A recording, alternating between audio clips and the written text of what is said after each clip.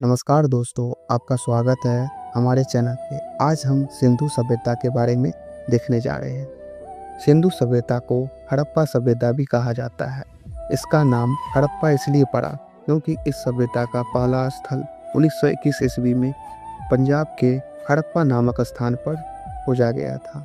इसके एक साल बाद ही 1922 ईस्वी में मोहनजोदाड़ो की खोज हुई थी, जो अब पाकिस्तान में। इन दोनों खोजों ने पूरी दुनिया को हैरान कर दिया था, क्योंकि इससे साबित हो गया कि भारतीय उपमहाद्वीप हजारों साल पहले एक अत्यंत उन्नत सभ्यता का केंद्र था। इस सभ्यता का समय काल 2500 ईसा पूर्व से 1750 ईसा पूर्व तक माना जाता है। यह वही समय था जब मिस्र की सभ्यता और मेसोपोटामिया की सभ्यता और चीन की प्राचीन सभ्यता भी विकसित हो रही, यानी सिंधु सभ्यता उन चार महान प्राचीन सभ्यताओं में से एक थी जिसने मानव इतिहास को नई दिशा दी थी। अगर हम इसके विस्तार के बारे में बात करें तो इस सभ्यता में बहुत विशाल क्षेत्र में फैली हुई थी। इसका क्षेत्र उत्तर में जम्मू कश्मीर से लेकर दक्षिण में नर्मदा नदी तक था, पश्चिम में बलूचिस्तान से लेकर पूरब में मेरठ तक और लखनऊ तक फैला हुआ था।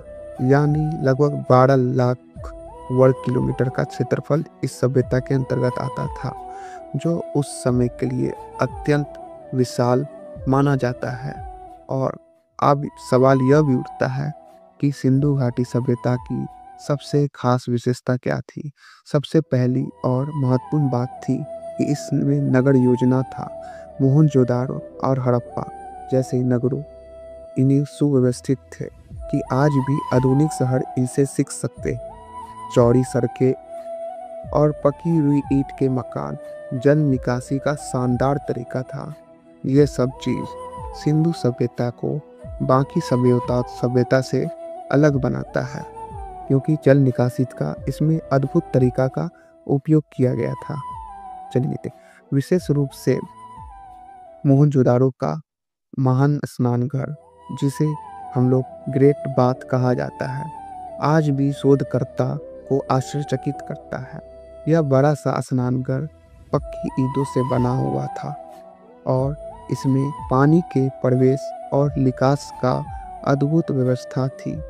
इससे यह पता चलता है कि उस समय साफ सफाई और धार्मिक अनुष्ठानों का बहुत महत्व था। इसके अलावा सिंधु सभ्यता के लोग कृषि, व्यापार और शिल्प कला में भी निपुण थे। वे गेहूं, जौ, तिल, कपास जैसी फसलें उगाते थे। खासकर कपास की खेती का प्रमाण सबसे पहले सिंधु सभ्यता से ही मिला है। यही कारण है कि हड़प्पावासी कपड़े बनाने और रंगाई करने की कला में माहिर थे। सबसे पहले कपास की जानकारी जो है सिंधु सभ्यता से ही प्राप्त हुई थी।